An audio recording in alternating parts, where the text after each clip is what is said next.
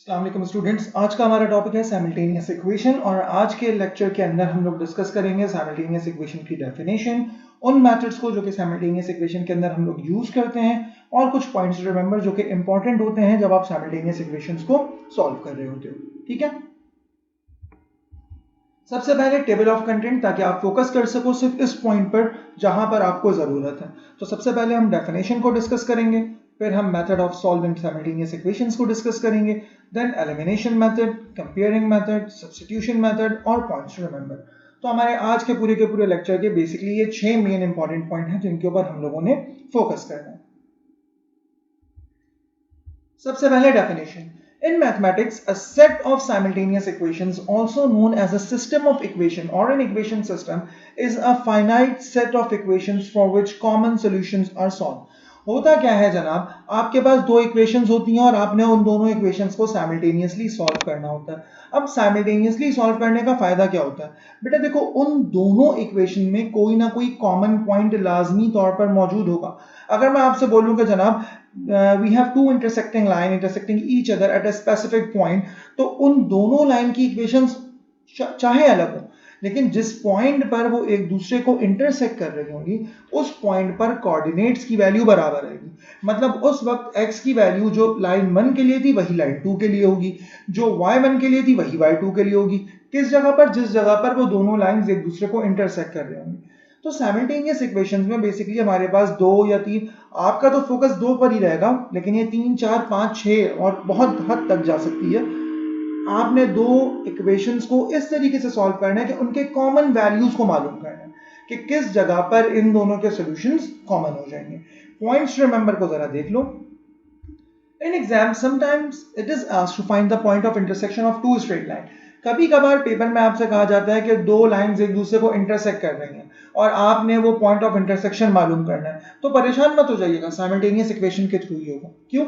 आपके पास दोनों लाइंस की इक्वेशन मौजूद होंगी, दोनों को साइमल्टेनियसली सॉल्व कर लीजिए। ठीक है, आगे बढ़ते हैं। Sometimes two different conditions are given and you need to find the common point. आपके पास दो डिफरेंट कंडीशंस गिवन है और उन दोनों डिफरेंट कंडीशंस का आपसे कॉमन पॉइंट पूछा जा रहा है, तो वहां पर भी साइमल्टेनियस इक्वेशंस ही यूज की जाएगी। और most important, sometimes question in the form of matrices are given. कभी कभार क्वेश्चंस मैट्रिसेस की फॉर्म में गिवन होते हैं, तो उसमें परेशान मत हो जाइएगा, आपने उसको भी साइमल्टेनियस इक्वेशन के किसी एक मेथड को फॉलो करते हुए सॉल्व करना है, जिनको हम आगे आने वाले वक्त में डिस्कस करेंगे। ठीक है, तो this is the definition and this is the point two remember. और ये पॉइंट्स टू रिमेंबर इसलिए जरूरी है क्योंकि कभी भी ऐसा नहीं होता हमेशा कि आपके पास सवाल जो है वो साइमल्टेनियस इक्वेशन की फॉर्म में ही आ जाए। हो सकता है वो दो लाइंस की फॉर्म में आ जाए, हो सकता है वो डिफरेंट कंडीशंस की फॉर्म में आ जाए, हो सकता है कि वो मैट्रिसेस की फॉर्म में आ जाए। तो it is important to remember कि जनाब किन किन सिचुएशंस में हम लोग साइमल्टेनियस इक्वेशंस को यूज कर सकते हैं। ठीक है, अब methods of solving simultaneous equations, हम लोगों ने उन मेथड्स को डिस्कस करना है जिसके थ्रू हम लोग साइमल्टेनियस इक्वेशंस को सॉल्व करेंगे। So there are many methods to solve simultaneous equations, but we will discuss only the following. वैसे तो बहुत सारे मेथड्स हैं, क्रैमर्स रूल भी है, मैट्रिक्स मेथड भी है और भी बहुत सारे रूल हैं, लेकिन हम लोग फोकस करेंगे उन टॉपिक्स के ऊपर जो कि आप लोगों के सिलेबस का पार्ट है। और उसमें है सबसे पहले एलिमिनेशन मेथड, कंपेयरिंग मेथड और सब्स्टिट्यूशन मेथड। हम इन 3 पॉइंट्स के ऊपर फोकस करेंगे।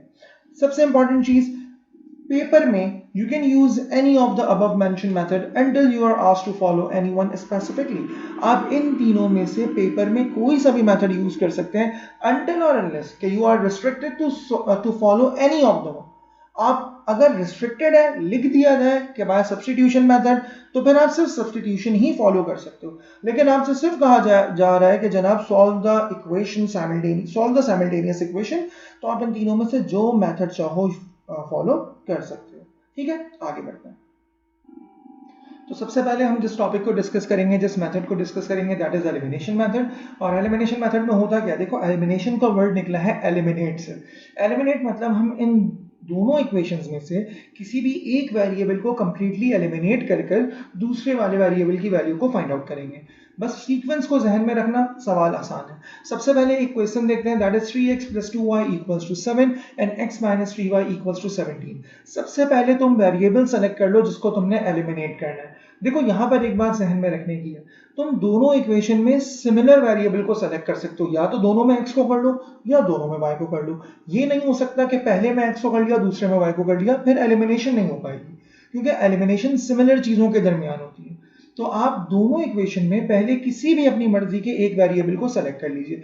मैं दोनों इक्वेशन में y को सेलेक्ट कर लेता हूं। अब एलिमिनेशन के लिए इंपॉर्टेंट क्या है, दोनों के कोफिशिएंट्स बराबर होने चाहिए। दोनों के कोफिशिएंट्स बराबर किस तरीके से होंगे ये भी देख लेते हैं। देखो पहली इक्वेशन में y के साथ लिखा हुआ है 2, इसका मतलब पहली इक्वेशन में y का जो कोफिशिएंट है दैट इज 2। दूसरी इक्वेशन में y के साथ क्या लिखा हुआ है 3, इसका मतलब दूसरी इक्वेशन में y का कोफिशिएंट है 3 के बराबर।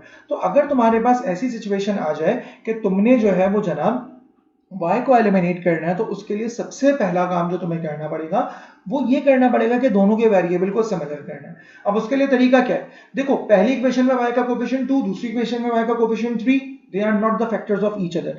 जब ये दोनों एक दूसरे के फैक्टर नहीं है, मतलब ये दोनों एक दूसरे के टेबल में नहीं आते, अब क्या करोगे, पहली इक्वेशन के y के कोफिशिएंट को दूसरी इक्वेशन से पूरा का पूरा मल्टीप्लाई कर पाओ, और दूसरी इक्वेशन के y के कोफिशिएंट को जो कि 3 है उसको पहली इक्वेशन से मल्टीप्लाई करा दो। ऑटोमेटिकली तुम्हारे पास y के कोफिशिएंट सिमिलर हो जाएंगे।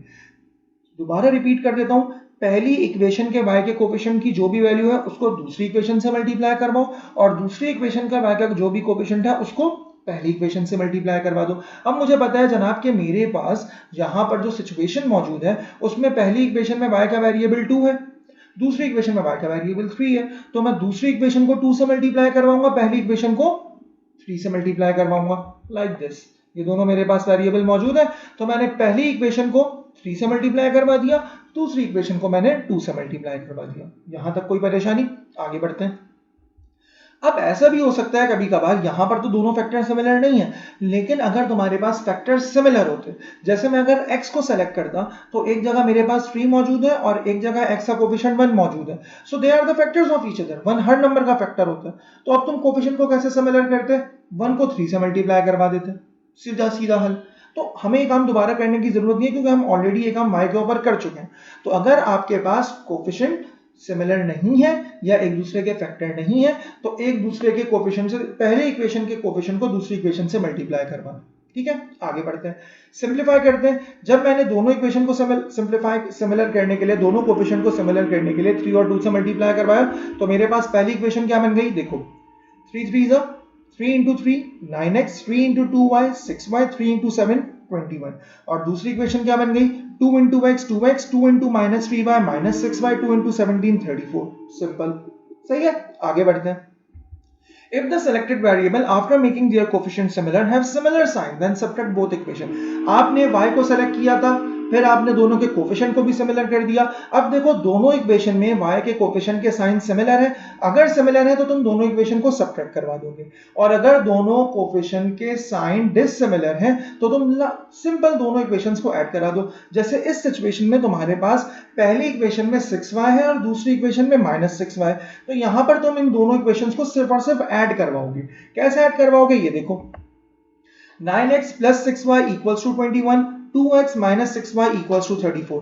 तुमने सिर्फ और सिर्फ इन दोनों को इक्वेशन को सिंपली ऐड करवा देना है। और हमें पता है कि जब भी हम किसी इक्वेशन को पॉजिटिव साइन के साथ मल्टीप्लाई करवाते हैं तो sign will remain unchange, sign change नहीं होते। तो +6y और -6y तो एक दूसरे से हो गया कैंसिल, सीधा सीधा, सही है। आगे बढ़ते हैं, 9x + 2x 11x के बराबर हो गया, 21 + 34 55 के बराबर हो गया। x की वैल्यू मालूम करनी है, 11 वहां जाकर डिवाइड हो जाएगा, and we have the value of x that is equals to 5। अब x की वैल्यू आपके पास आ गई, अब आपने y की वैल्यू मालूम करनी है। तो ऊपर आपके पास जितनी भी इक्वेशन है इनमें से किसी एक इक्वेशन में भी x की वैल्यू को पुट करवा दो। मैं जो है वो सबसे पहली वाली वैल्यू में के अंदर जो है वो x की वैल्यू को पुट करवा देता हूं, that is 3x + 2y = 7। x की जगह मैंने 5 पुट कर दिया, क्योंकि मुझे पता है कि जनाब x = 5 मेरे पास ऑलरेडी आ चुका है। इस इक्वेशन को सिंपलीफाई करूंगा तो 3 5 = 15 + 2y = 7, ये 15 वहां जाकर माइनस हो जाएगा, सो 2y = 7 - 15, और फाइनल इक्वेशन क्या बन जाएगी, 7 में से 5 गया, -8 बचा, y = -8/2 = -4। इसका मतलब मैंने x और y दोनों की वैल्यूज मालूम कर ली, और ये उस x और y की वैल्यू है जहां पर इन दोनों इक्वेशन के सॉल्यूशन सेट या सॉल्यूशन बिल्कुल एक जैसे आ रहे होंगे। मतलब इन दोनों इक्वेशन के कॉमन पॉइंट को मैंने मालूम कर लिया। The value of x and y for the above equation are 5 - 4। पहले आप हमेशा x की वैल्यू को लिखोगे as we have discussed in coordinate geometry कि हमेशा कोऑर्डिनेट्स में सबसे पहले x की वैल्यू लिखी जाती है। तो हमने यहाँ x की वैल्यू लिख दी पहले और y की वैल्यू -4 के बराबर। यहां तक कोई परेशानी? So this is your elimination method. आगे बढ़ते, अब बात करेंगे जनाब कंपेयरिंग मेथड की। What is comparing method? देखो नाम में बहुत कुछ लिखा होता है। कंपेयरिंग मतलब दो वैल्यूज को कंपेयर करना, दो वैल्यूज को इक्वली कंपेयर करना। उसके लिए तुम्हें क्या करना पड़ेगा उसको भी देख लेते हैं। Following steps are used to solve the simultaneous equation by comparing method. वही सारी की सारी बात, आपने सीक्वेंस को जहन में रखना है। सीक्वेंस जहन में रखोगे काम बहुत आसान हो जाएगा।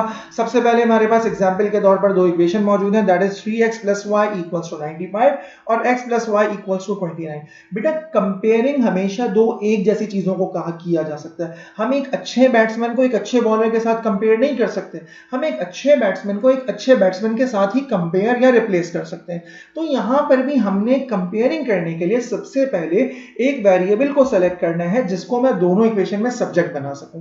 सब्जेक्ट का मतलब x = या y = की फॉर्म में।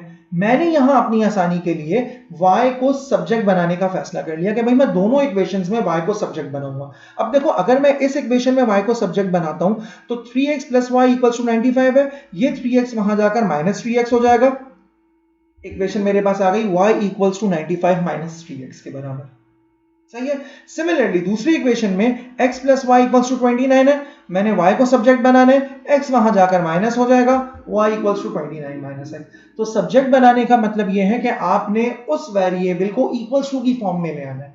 आपने बाकी सारी की सारी वैल्यूज को इक्वल्स टू के आइदर साइड की तरफ ले जाना है ताकि आपके पास सिर्फ एक स्पेसिफिक वेरिएबल की कंडीशन में, सब्जेक्टेड फॉर्म की कंडीशन में आपके पास इक्वेशन बन जाए।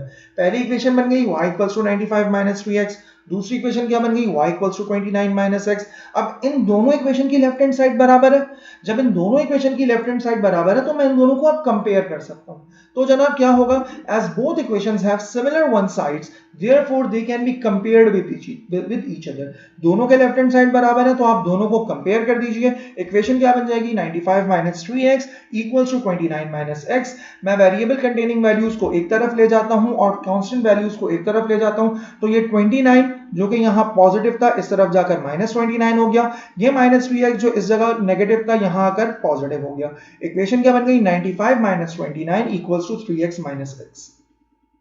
95 - 29 बराबर हो गया 66 के, 3x - x बराबर हो गया 2x के। मुझे x की वैल्यू मालूम करनी है, 2 यहां इस x के साथ मल्टीप्लाई हो रहा है तो वहां जाकर डिवाइड हो जाएगा, तो x = 66/2 = 33। सो x की वैल्यू मेरे पास कितनी आ गई, 33। अब आपके पास x की वैल्यू आ चुकी है, एक वेरिएबल की वैल्यू आ चुकी है। ऊपर किसी भी एक इक्वेशन में आप x की वैल्यू पुट करवाकर y की वैल्यू मालूम कर सकते हैं। तो मैंने क्या किया, मैंने इस वाली इक्वेशन को पुट कर लिया कि जनाब मैंने देखा था y = 29 - x मौजूद था मेरे पास, मैंने x की जगह x की वैल्यू 33 पुट करवा दी, हमने सॉल्यूशन निकाला था।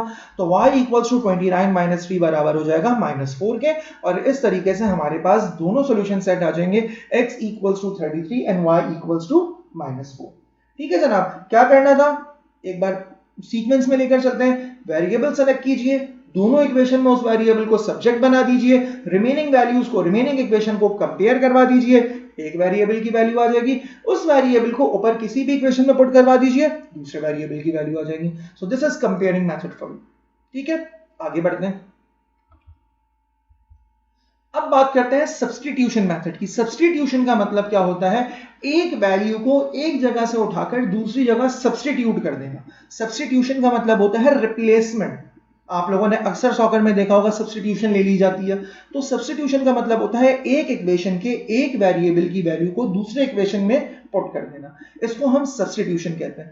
कौन कौन से स्टेप्स यूज होंगे पहले ये समझ लो, उससे पहले ये ध्यान में रखना कि सीक्वेंस हमेशा सीक्वेंस में काम करना, आगे पीछे कर दोगे सीक्वेंस तो काम खराब हो जाएगा।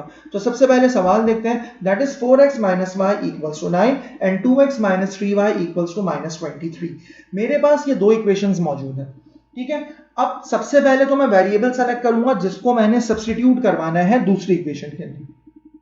ये आपकी मर्जी के ऊपर है कि आप किसी भी इक्वेशन को सेलेक्ट कर लो इस जगह पर सब्स्टिट्यूशन मेथड में। मैं क्या करूंगा, सबसे पहले मैंने वेरिएबल सेलेक्ट किया, मैं किस वेरिएबल को सब्स्टिट्यूट करूंगा, मैं y को सब्स्टिट्यूट करूंगा।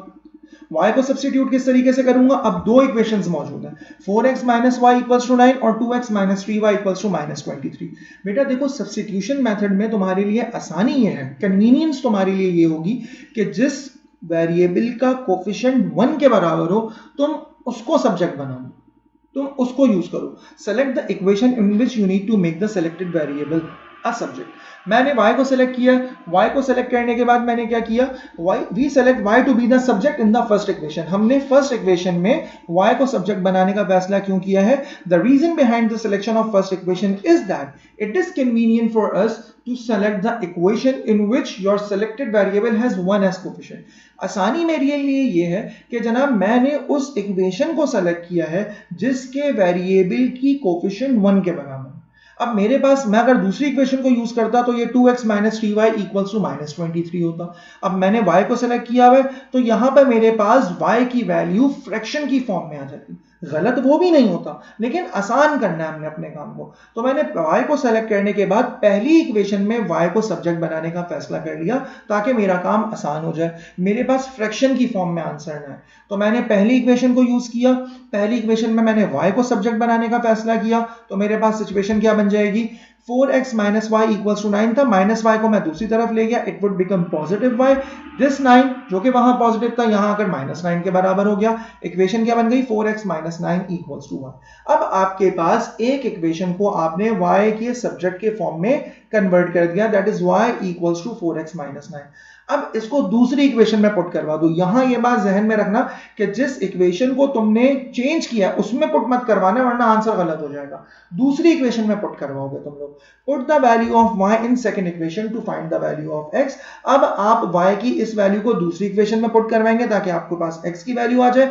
इक्वेशन क्या थी, 2x minus 3y equals to minus 23। तो मैं इस y की जगह, ये जो मेरे पास दूसरी इक्वेशन का y मौजूद है, इसकी जगह 4x माइनस 9 पुट कर सकता हूं। क्यों, क्योंकि ये बराबर है y के। तो मैंने इन वैल्यूज को सब्स्टिट्यूट कर दिया। इक्वेशन क्या बन गई, मेरे पास 2x मौजूद था, 2x एज इट इज आ गया, माइनस 3 एज इट इज आ गया। y की जगह मैंने क्या वैल्यू पुट कर दी, 4x minus 9 equals to minus 23। तो यहां वैल्यूज सब्स्टिट्यूट हुई है, इसलिए इस पूरे मेथड का नाम सब्स्टिट्यूशन हो गया। आगे बढ़ते हैं। 2x एज इट इज रहा, 3 4s are 12, 3 9s are 27। Sign conversion देख लीजिए, ठीक है, इक्वल्स टू माइनस 23 के बराबर हो गया। वेरिएबल कंटेनिंग वैल्यूज को एक तरफ रखता हूं, 2x minus 12x minus 10x के बराबर हो गया, प्लस 27 इक्वल्स टू माइनस 23। ये प्लस 27 वहां जाकर माइनस 27 के बराबर हो जाएगा, मतलब minus 10x equals to minus 50 के बराबर हो गया। मुझे x की वैल्यू चाहिए, x के साथ माइनस 10 लगा हुआ है, तो मैं माइनस 10 को दूसरी तरफ शिफ्ट कर दूंगा। यहां माइनस 10 x के साथ या न्यूमरेटर के साथ मल्टीप्लाई हो रहा है, वहां डिनोमिनेटर में चला जाएगा। इक्वेशन बन जाएगी माइनस 50 अपॉन माइनस 10, और माइनस 50 अपॉन माइनस 10 का मतलब माइनस से minus cancel, 50 upon 10 equals to 5, मतलब मेरे पास x की वैल्यू 5 के बराबर आ गई। अब जब आपके पास x की वैल्यू 5 के बराबर आ गई तो आप ऊपर इक्वेशन में से किसी भी एक इक्वेशन में, अब आपके पास कोई लिमिटेशन नहीं है, ऊपर की दी हुई किसी भी एक इक्वेशन में आप x की वैल्यू पुट करवा दो, आपके पास y की वैल्यू आ जाएगी। मैं इस वाली वैल्यू को सेलेक्ट कर लेता हूं, इस वाली इक्वेशन में पुट करवाता हूं क्योंकि ये ऑलरेडी y की फॉर्म में, ये y इक्वल्स टू की फॉर्म में, तो बस मैंने यहाँ x की वैल्यू पुट करवानी है, मेरे पास ऑटोमेटिकली y की वैल्यू आ जाएगी। तो इक्वेशन क्या है, y equals to 4x minus 9, x की वैल्यू है 5 के बराबर, तो जनाब 4 5s are 20 minus 9 equals to 11। So the value of x and y for the above equation are 5 11, मतलब x की वैल्यू 5 के बराबर और y की वैल्यू 11 के बराबर। तो सब्स्टिट्यूशन मेथड को एक बार जल्दी से रिकॉल करते हैं। एक वेरिएबल सेलेक्ट कर लीजिए, एक इक्वेशन सेलेक्ट कर लीजिए और उसके वेरिएबल को सब्जेक्ट में कन्वर्ट कर दीजिए। जब आप उसको सब्जेक्ट में कन्वर्ट कर देंगे तो उस सब्जेक्ट की वैल्यू को दूसरी इक्वेशन में पुट करवा दीजिए और आपके पास एक वेरिएबल की वैल्यू आ जाएगी। एक वेरिएबल की वैल्यू आ गई तो किसी भी दूसरी इक्वेशन, उस वेरिएबल की वैल्यू को किसी भी दूसरी इक्वेशन में पुट करवाएंगे तो दूसरे वेरिएबल की वैल्यू भी आपके पास आ जाएगी। तो इस सीक्वेंस को जहन में रखते हुए सवाल सॉल्व करोगे तो काम बहुत आसान हो जाएगा। तो ये तो वो तीन मेथड थे जिनकी अकॉर्डिंगली हम लोगों ने साइमल्टेनियस इक्वेशंस को सॉल्व करना है। आगे बढ़ते हैं। अब जरा पॉइंट्स टू रिमेंबर को फोकस कर लेते हैं, क्योंकि पॉइंट्स टू रिमेंबर का सबसे इंपॉर्टेंट फायदा ये होता है कि जनाब आप अपने इंपॉर्टेंट मार्क्स, एक्यूरेसी के मार्क्स ना सिर्फ पेपर में लूज कर सको बल्कि अपने आंसर को चेक भी कर सको. So in order to check your answer, just put the values of x and y in any of the given equation to make sure that both sides are equal to each other और not. अब इसका मकसद क्या है? आपने simultaneously दो equations को solve कर लिया, आपके पास x और y की दो वैल्यूज आ गई. अब आप चेक करना चाह रहे हैं कि क्या आपका काम सही है या नहीं है. तो दोनों में से किसी भी एक इक्वेशन के अंदर आप x और y की वैल्यू पुट करवाइए और देखिए कि आपका लेफ्ट हैंड साइड और right hand side equals to की दोनों साइड्स बराबर है या नहीं. अगर इक्वल्स टू की दोनों साइड्स बराबर है तो इसका मतलब आपका आंसर बिल्कुल सही है. अगर इक्वल्स टू की दोनों साइड्स बराबर नहीं है तो इसका मतलब कोई गलती हुई है, तो आपको इसको रीचेक करना पड़ेगा. तो चेक करने का तरीका भी हमें पता चल गया कि हमने साइमल्टेनियस इक्वेशन में क्वेश्चंस को किस तरीके से चेक करना है. इसके बाद it is convenient for us to make the coefficient in whole number rather than fractions as example below. ये हमारे लिए आसानी है, गलती नहीं है, लेकिन आसानी है कि हम अपने फ्रैक्शंस को, कोफिशिएंट को फ्रैक्शंस के बजाय होल नंबर में लेकर आए. जैसे इस इक्वेशन में देखो, इधर मेरे पास x का कोफिशिएंट 2/3 के बराबर है, y का कोफिशिएंट 5/3 के बराबर है. तो मुझे इन कोफिशिएंट्स को होल नंबर में लेकर आना है ताकि मेरा काम आसान हो सके. उसके लिए मैं क्या करूंगा कि जनाब मैं दोनों कोफिशिएंट का एलसीएम लूंगा. एलसीएम लेने के बाद जो भी मेरे पास डिनोमिनेटर में वैल्यू आएगी उसको दूसरी तरफ में भेजकर मल्टीप्लाई कर दूंगा. तो मेरे पास ऑटोमेटिकली जो मेरे पास वेरिएबल्स मौजूद हैं उनके कोफिशिएंट होल नंबर में आ जाएंगे. तो अगर आपके पास कोफिशिएंट्स फ्रैक्शन में मौजूद हैं तो ये आपके लिए आसानी है कि आप उनको पहले ही स्टेप में होल नंबर में कन्वर्ट कर दीजिए बाय टेकिंग एलसीएम और एनी अदर रिलेवेंट मेथड. ठीक है. And the last one, if in case you don't have both variables on the same side of the equals to sign, then it is convenient for you to make it as example below. कभी कभार ऐसा भी होता है हमारे पास कि हमारे पास एक वेरिएबल इक्वल्स टू के एक साइड पर होता है, एक वेरिएबल इक्वल्स टू के दूसरी साइड पर होता है, like this. तो ये हमारे लिए कन्वीनियंट है. अगर हम कंपेयरिंग मेथड से सवाल को सॉल्व नहीं करना चाह रहे तो हमारे लिए कन्वीनियंट क्या है कि मैं वेरिएबल कंटेनिंग वैल्यूज को एक तरफ ले जाऊं और कांस्टेंट वैल्यूज को दूसरी तरफ ले जाऊं, लाइक दिस. ये 2y इक्वल्स टू के लेफ्ट साइड पर जाकर -2y के बराबर हो गया. तो अगर आपके पास कभी भी ऐसी सिचुएशन आ जाए कि आपके पास एक variable containing value equals to के एक तरफ है, दूसरी variable containing value equals to के दूसरी तरफ है, तो उन दोनों को इक्वल्स टू के एक तरफ ले आइए ताकि आपके लिए एलिमिनेशन मेथड को परफॉर्म करना आसान हो जाए. ये काम एलिमिनेशन मेथड के लिए ज्यादा कन्वीनियंट है. ठीक है जनाब. तो पॉइंट्स टू रिमेंबर का कॉन्सेप्ट क्लियर हुआ, यहां तक कोई परेशानी नहीं है. आगे बढ़ते हैं. थैंक यू सो मच बेटा कि आपने इस वीडियो को देखा, बहुत ज्यादा शुक्रिया. लेकिन उससे इंपॉर्टेंट चीज, आप क्वेश्चंस कीजिए और क्वेश्चंस को कमेंट सेक्शन में मेंशन कीजिए. कमेंट सेक्शन में मेंशन किए हुए क्वेश्चंस को ही एंटरटेन किया जाएगा. अगर आप कोई पर्सनल मैसेज भेजोगे तो उसके बारे में कोई भी उन सवालात को जो पर्सनल मैसेज में भेजे जाएंगे एंटरटेन नहीं किया जाएगा. तो साइमल्टेनियस इक्वेशन का टॉपिक समझ में आ गया. पास्ट पेपर्स उठाइए, सॉल्व करना स्टार्ट कीजिए. आई बिलीव मोस्ट इजीएस्ट लगेगा आपको ये. जाइए और स्टार्ट कीजिए.